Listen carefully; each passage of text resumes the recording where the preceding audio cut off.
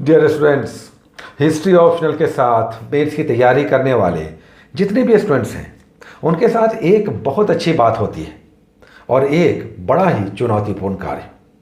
अच्छी बात यह है कि हिस्ट्री के साथ जब आप तैयारी करते हैं तो समझना आसान होता है, कुछ क्वेश्चंस बहुत एक्सपेक्टेड होते हैं, लेकिन चुनौतीपूर्ण बात यह है कि अच्छे नंबर्स लाना एक कठिन कार्य है। हालांकि ये इम्पॉसिबल नहीं है। आपको अगर एग्ज़ाम निकालना है तो इस ऑप्शनल के साथ आपको तैयारी भी कुछ ऐसे ढंग से करना होगा कि एग्ज़ाम में न सिर्फ आप आंसर लिखें बल्कि आंसर इतना क्वालिटी बेस्ड हो कि इसमें अच्छे नंबर्स भी आए।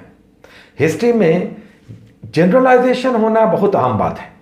आप आंसर लिखते हैं लेकिन अगर कहानी कह गए तो फिर आपको एवरेज मार्किंग होगी।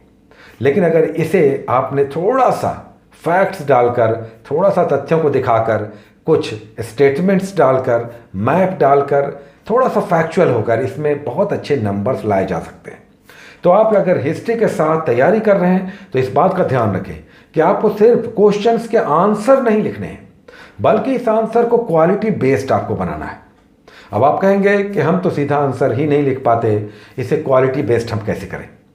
बहुत बड़ी बात है कि आप अगर नए लोग हैं तो पहले तो क्वेश्चन के आंसर लिखना ही एक दुरूह कार्य है और उसे क्वालिटी बेस्ड बनाना ये तो हमें बिल्कुल नहीं आता। हम कहेंगे कि ये सब संभव है। आप आंसर तो लिखेंगे ही और अच्छा आंसर लिखेंगे, ये संभव है। इसे हम लोग डिस्कशन के दौरान हम लोग डिस्कस करेंगे कि ये सब कैसे संभव होगा। कुछ बातें हमने आपको कह भी दिया है कि आप हर आंसर को सिर्फ आंसर लिखकर निकल जाने की मानसिकता से बाहर निकले, क्योंकि कई बार ये होता है कि हमने आंसर लिख दिया, हमें 6 क्वेश्चंस लिखने के लिए कहे गए थे, हमने सभी 6 क्वेश्चंस के आंसर कर दिए। लेकिन क्या आपने सोचा कि सारे क्वेश्चंस के आपने सिर्फ आंसर किए? क्वालिटी बेस्ड आंसर, फैक्चुअल तथ्यपरक आंसर आपने लिखा कि नहीं, इसे भी आपको सोचना चाहिए। तो इस पर हमें ध्यान देना है कि सिर्फ आंसर नहीं लिखना है बल्कि आंसर क्वालिटी बेस्ड हो। ये सब हम लोग डिस्कस करते रहेंगे। हमने आज एक डिसीजन लिया थोड़ा सा अलग कि हम लोग जो हिस्ट्री के क्वेश्चंस ले रहे हैं इसे अब स्पेसिफिकली सेक्शन वाइज रखेंगे। जैसे कि 4 पार्ट में एंशिएंट, मेडिवल, मॉडर्न और वर्ल्ड, 4 पार्ट में आपके हिस्ट्री क्वेश्चंस होंगे। तो हम लोग किसी एक पार्ट को बिल्कुल ख़त्म करेंगे, उसे ही लेकर आगे बढ़ेंगे और उसे जो एक्सपेक्टेड क्वेश्चंस हैं उसे समाप्त कर लेंगे, तब दूसरे सेक्शन में इन करेंगे। जैसे कि हमने अभी इस सेक्शन में मॉडर्न इंडिया को उठाया है कि मॉडर्न इंडिया के कम से कम 10-12 क्वेश्चंस हम लोग ऐसे कर लें जो एक्सपेक्टेड होंगे, तब हम लोग दूसरे सेक्शन में इन करेंगे। तो आज का जो क्वेश्चन होगा वो मॉडर्न इंडिया से रिलेटेड है। याद रखें कि पिछले 2 बार से लगातार 1857 पे क्वेश्चन आ रहा है, आपने देखा होगा, और इस बात को आप ध्यान रखें। अगर आपके पास पिछले सालों के क्वेश्चंस नहीं हैं तो आप इसे ज़रूर मंगा लें, उपलब्ध कराएं। इसमें केबीसी नैनो, राजीव एंड रूबी, विश्वनाथ पब्लिकेशन, इनके क्वेश्चन बैंक्स दिख रहे हैं। सबसे अच्छा केबीसी नैनो का है, लेकिन राजीव एंड रूबी का भी बहुत अच्छा है, विश्वनाथ पब्लिकेशन का भी इस कम प्राइसेस में उपलब्ध है। थोड़ा सा केबीसी नैनो का प्राइस ज़्यादा है, लेकिन आपको क्वेश्चन बैंक्स पिछले साल के रखने होंगे। जब तक आप प्रीवियस ईयर से क्वेश्चंस नहीं रखेंगे आपको पता नहीं चलेगा कि क्वेश्चन का पैटर्न क्या है। और आपको पता होगा कि 60 से 62वीं और उसके बाद जो 63वीं हुआ उसमें पैटर्न बहुत बदला। ये कि क्वेश्चन में टेल्स बहुत ज़्यादा आने लगे, फैक्चुअल होने लगा, क्वेश्चन स्टेटमेंट बेस्ड होने लगा और आपसे पूछा जाने लगा कि क्या आपका मत है। यह हो गया। पहले होता था विशेषताओं का वर्णन करें, सिंधु सभ्यता की विशेषताओं का वर्णन करें। अभी भी कुछ क्वेश्चन इस तरह के आ रहे हैं, लेकिन यह आप मानकर चले कि अब आपका कंसेप्ट पूछा जा रहा है। और आपने देखा कि क्वेश्चंस 3 घंटे में पहले भी लिखे जाते थे, तब क्वेश्चंस की संख्या 5 होती थी। आज मार्क्स भी बढ़ गया, क्वेश्चन अब 200 नहीं 300 मार्क्स का है और 3 घंटे में ही 6 क्वेश्चंस लिखने हैं। मतलब एक क्वेश्चन पे 30 मिनट, पहले लगभग 40 मिनट मिलते थे।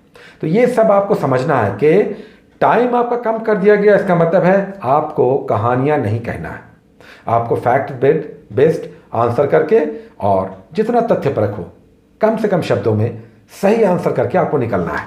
तो ये आप ध्यान रखें। आज का जो क्वेश्चन है मॉडर्न इंडिया हम लोग अब समाप्त करेंगे। 8-10 क्वेश्चन इसमें ऐसे करेंगे जो मोस्ट एक्सपेक्टेड है। कल ही हम लोगों ने किया ब्रिटिश काल की आर्थिक नीति, और आप देखेंगे कि ये एक बहुत इंपॉर्टेंट क्वेश्चन हमें लगता है कि इकोनॉमिक पॉलिसी से एक क्वेश्चन बनता है, चाहे ड्रेन ऑफ वेल्थ आ जाए, चाहे परमानेंट सेटलमेंट आ जाए यानी रेवेन्यू सिस्टम आ जाए, या डी इंडस्ट्रियलाइजेशन अनौद्योगिकरण, लेकिन अर्थव्यवस्था से क्वेश्चन आएगा मॉडर्न इंडिया में हमें लगता है। आज जो हम लोग क्वेश्चन ले रहे हैं वो 1857 से ले रहे हैं। आप कहेंगे कि 1857 से लगातार 2 साल आ चुका है, 60 से 62वीं में भी और 63वीं में भी। हम इसे इस साल फिर इंक्लूड करेंगे और आपको हम बहुत आशावान होकर कहेंगे कि ये क्वेश्चन इस साल भी ये टॉपिक एक्सपेक्टेड है। 1857 पे 2 बार जो क्वेश्चंस आए, आपने देखा कि क्वेश्चन का पैटर्न क्या था। क्वेश्चन का पैटर्न था कि दोनों बार नेचर पूछा है, स्वरूप पूछा है, यानी स्टेटमेंट है। एक बार पूछा कि ये धार्मिक आंदोलन के रूप में शुरू हुआ और राष्ट्रीय आंदोलन बन गया। एक बार पूछा है कि ये इसमें प्राचीनता और नवीनता का समावेश था, मतलब स्वरूप पूछा, नेचर पूछा। अब आज का क्वेश्चन जो हम आपको दे रहे हैं, ये क्वेश्चन है कारण और परिणाम। 1857 के महासंग्राम के कारणों और परिणामों का उल्लेख करें या विस्तार पूर्वक वर्णन करें। तो इस बार का क्वेश्चन आपका होगा 1857 काउजेस एंड इंपैक्ट्स। क्या कारण थे और इसका क्या प्रभाव पड़ा, ये आज का आपका क्वेश्चन है। आप इसे 24 घंटे के अंदर लिखेंगे। आप चले इस तरह से, आप देखें कि किस तरह से हम लोग इतने क्वेश्चंस कर लेंगे, एग्जाम में दिखाई देंगे। आपका काम है इसे सक्सेसफुली डिलीवर करना। आप इन क्वेश्चंस को अच्छे से इम्बाइब करके, समझ करके, कंसेप्ट बिल्ड करके और फिर इसके अच्छे नोट्स एग्जाम में आप कैसे डिलीवर करेंगे, ये आपकी ड्यूटी है। तो आपको क्वेश्चंस मिल रहे हैं, लगातार मिल रहे हैं, एवरीडे 3 क्वेश्चंस। 2 क्वेश्चन्स आपने देखा जनरल स्टडीज़ के आ चुके हैं आज के, और अब हिस्ट्री का आपका ये क्वेश्चन। तो आप इसे समझकर पूरी तन्मयता से, पूरा मन लगाकर, डेडिकेशन के साथ क्वेश्चंस के आंसर्स तैयार करें और मानकर चलें कि ये क्वेश्चन इस बार आ रहा है। ये सोचकर जब आप पढ़ेंगे, कंसेप्ट बिल्ड करेंगे, तो आपका जो क्वेश्चन पर ध्यान होगा वो कहीं ज़्यादा कंसंट्रेटेड होगा और अंततः इसका रिजल्ट भी दिखेगा। Take care.